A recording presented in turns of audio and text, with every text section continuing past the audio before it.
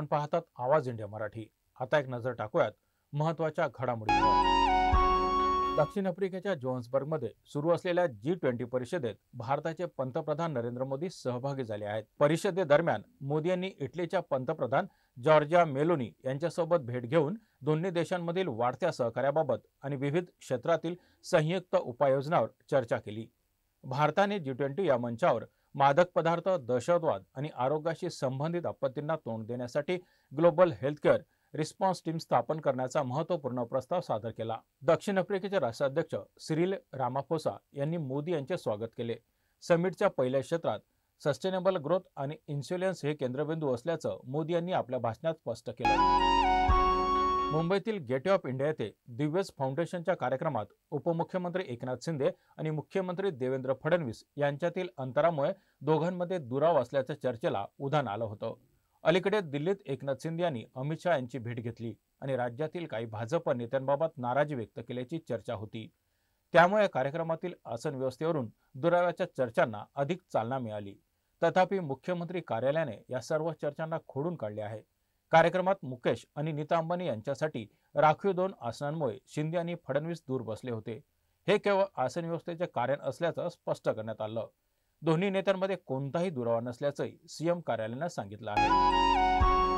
नळदुर्ग नगर परिषद निवडणुकीच्या प्रचार सभेत बोलताना अजित पवार म्हणाले की राज्य सरकारची तिजोरी माझ्या हातात आहे।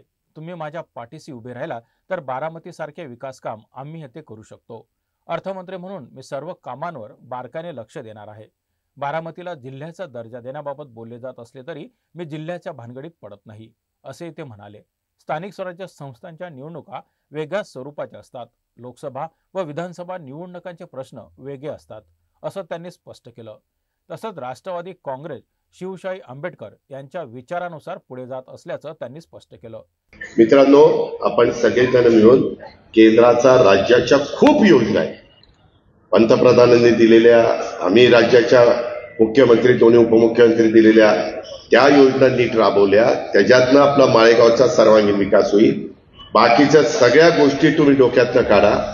अजिबात तुम्ही मला 18च्या 18 उमेदवार निवडून दिले ना, मी तुम्हाला सांगितलेलं सगळं द्यायला तयार आहे, पण तुम्ही तिथं काट मारली तर मी पण काट मारला। डोंबिवलीत उद्धव ठाकरे यांच्या नेतृत्वाखालील शिवसेना उद्धव बाळासाहेब ठाकरे पक्षानं डोंबिवलीतील भाजपला मोठा धक्का दिला आहे। भाजपचे प्रदेश अध्यक्ष रवींद्र चव्हाण यांचे निकटवर्तीय असलेले योगेंद्र भोईर, जे डोंबिवलीतील भाजप युवा मोर्चाचे उपाध्यक्ष होते, शनिवारी त्यांनी पत्नी ट्विंकल भोईर यांच्यासह मातोश्री येथे उद्धव ठाकरे यांच्या पक्षात प्रवेश केला। उद्धव ठाकरेंनी त्यांचे स्वागत केले। उद्धव ठाकरे यांनी त्यांच्या पक्षात त्यांचे स्वागत केलं।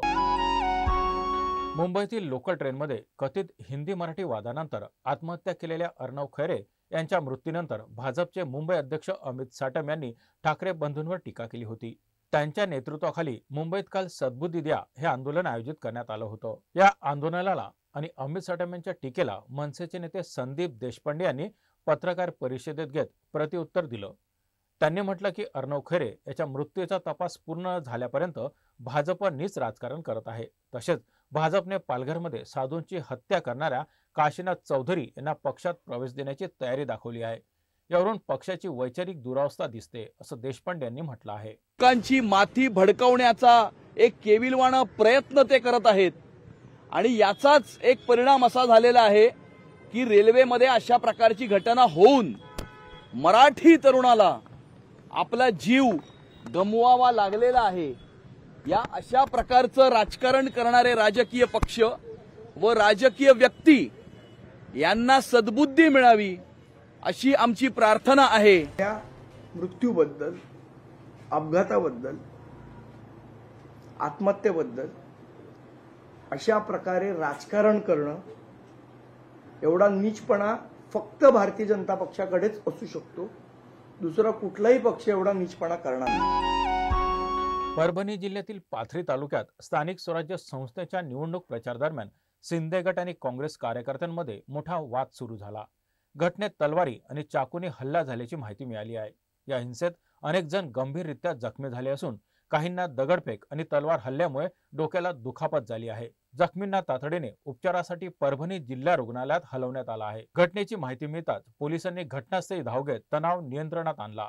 आणि परिसरात वाढीव बंदोबस्त तैनात केला आहे। दरम्यान शिवसेना शिंदे गट आणि काँग्रेस नेत्यांनी एकमेकांवर हल्ल्याचे आरोप केले आहेत। या घटनेमुळे पाथरी तालुक्यात तणावाचं वातावरण निर्माण झालं आहे।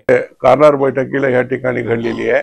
एकता नगर या ठिकाणी मी प्रचारला गेलो असताना प्रचार संपल्यानंतर त्या ठिकाणी आमची बैठक संपल्यानंतर आम्ही सगळे जात असताना अचानकपणे शिवसेना शिंदेचे कार्यकर्ते सईद खान त्यांचे सगळे सहकारी यांनी अचानकपणे हमला केला आणि आमच्या कार्यकर्त्याला मोठ्या प्रमाणावर त्यांनी दगडफेक लाठी काठ्याने मारहाण करून एक कार्यकर्त्याला चाकूने मारहाण केली। याचा अर्थ असा आहे हे प्रीप्लॅन हमला होता आणि माझ्या पोलीस प्रशासनाला विनंती करायची की याला तुम्ही पाठबळ आतापर्यंत जे मिळाला हे वरून याला पाठबळ मिळाला म्हणून अशी कीर्ती या ठिकाणी करायचा प्रयत्न करतात आणि त्याला माहित आहे की आता हे नगरपालिकेच्या निवडणुकीमध्ये त्यांचा यश त्याला प्राप्त होणार नाही अशा प्रकारचे कीर्ती करतात।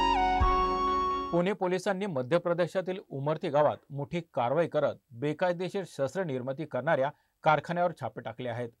पोलीस उपायुक्त सोमय्य मुंडे यांच्या नेतृत्वाखाली ही मोहीम राबवण्यात आली असून एकूण 4 बेकायदेशीर कारखाने उद्ध्वस्त करण्यात आले आहेत। या कारवाई दरम्यान 36 जणांना ताब्यात घेण्यात आलं आहे। प्राथमिक तपासात असं समोर आलं आहे की या ठिकाणी तयार होणारी हत्यारे पुण्यात पुरवली जात होती।